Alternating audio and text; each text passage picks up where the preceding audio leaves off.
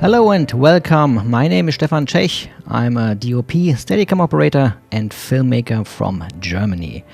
And probably you have seen some of my reviews from the Atomos product, the Ninja 2, Ninja Blade, Samurai Blade, and 2014 the Shogun from Atomos. The first 4K HDMI recorder on the market, and I explain how to work with the Shogun and with all the cameras, the details, and step by step you will learn how to work with the cameras and the external recorder.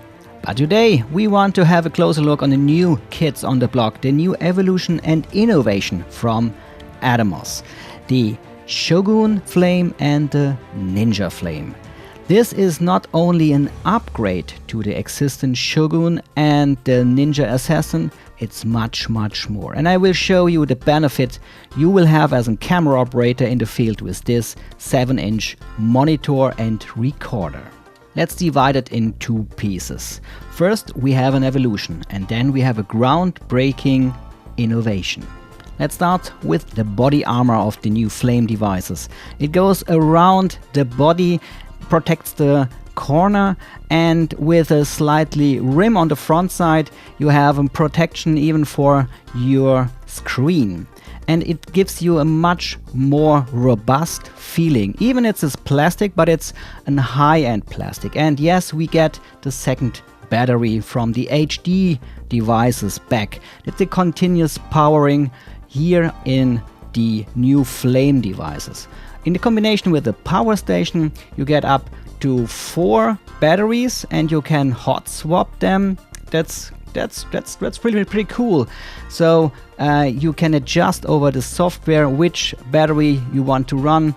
But you have also your waveform monitor, the Luma Parade, the vector scope with zoom, the peaking, the zebra, the false color and the blue only.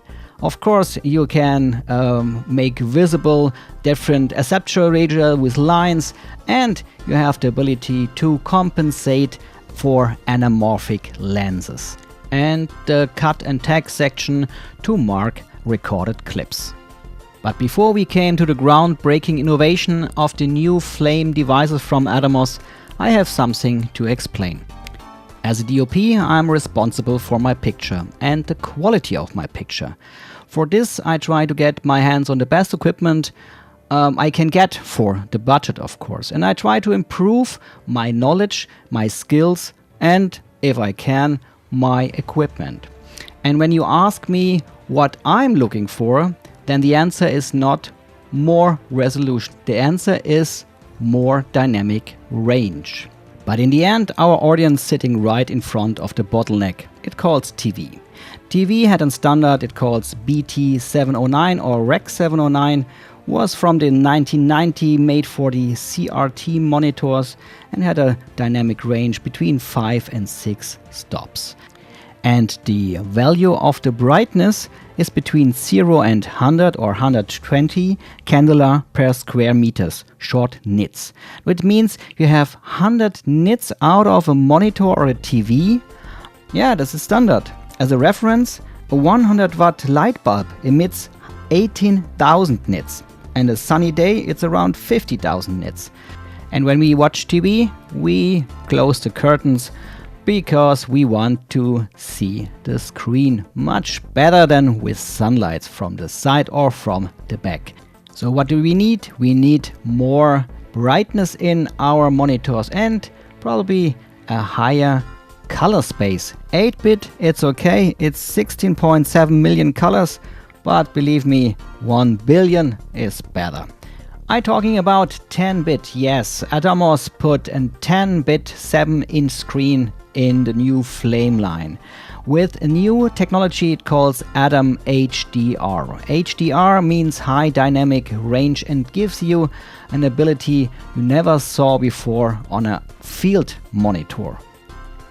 If you want to record the whole dynamic range your camera is capable of, you shoot in log. And the log is specific to the brand of your camera. If it's a Sony, a Canon, an Arri Alexa or a Panasonic. It's depend on the brand. and this log file gives you a really flat image. Low color, low contrast, dark or brighter, depends on the log type, and it's hard to see your exposure and your focus and of course the color.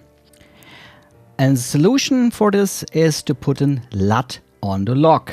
So it's a kind of S-curve specific for the log you use, and this gives you a clue of your exposure and the color. But the problem is that the LUT compressed this to Rec 709 to 5 to 6 stops.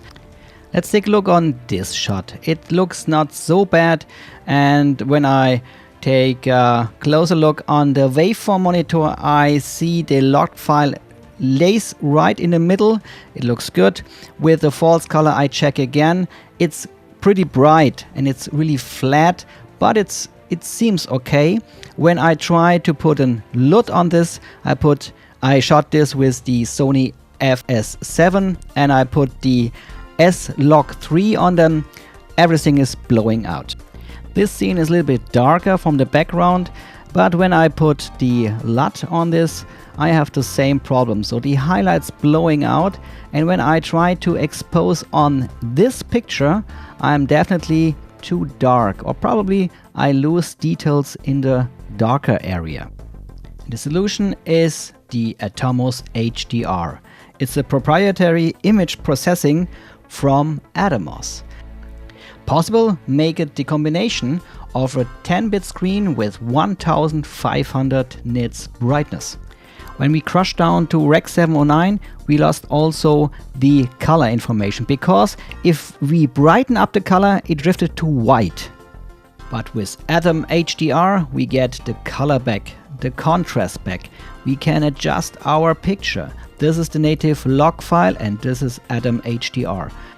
Let's look on Canon C300 Mark II footage. Switch to Canon camera. You have to choose which log you record on, and then you see the difference between C-Log1 and C-Log2. You get much more brightness in the highlight area.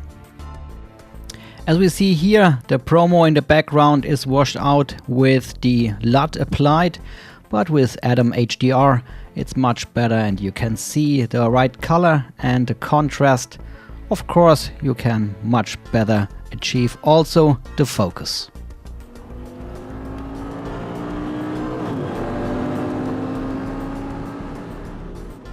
And all the details in the sky, in the bright area of the picture, this is hard to see on the log file and it's nearly impossible to see with the LUT. But with AtomHDR, this might be the solution for you.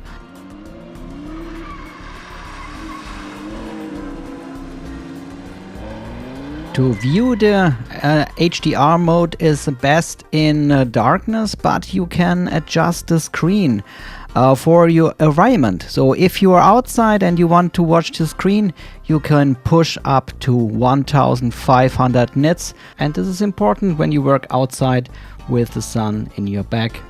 This means the sun on your screen. But with the hybrid monitor from Atomos and the AtomHDR, it's not a big problem. There's another function you can use if you want. It's a kind of soften filter you can apply on your AtomHDR picture. Sometimes it's useful to see some details or to soften up some harsh lights. The banding you see are definitely not on the screen. The bandings you see here is because the film is on the web and is compressed down to 8-bit on YouTube or Vimeo. Don't get me wrong, the Shogun from Atomos is a pretty good monitor, but 400 nits versus 1500 nits, sorry, but this can't be beaten. The Atomos Ninja Flame came in a complete package with rugged case, with caddies, with charger, with a sun hood, and the difference between the Ninja and the Shogun is that the Shogun can record RAW from different cameras because it had SDI and the balanced XLR input for audio. The price will be $16.95 and $12.95 plus tax, and this is incredible for this kind of hardware. And the release is in March 2016 and it will be available very soon. And when you look on the product, when you look on the software, you see how much work Atomos put in the products, and they listen to the customers.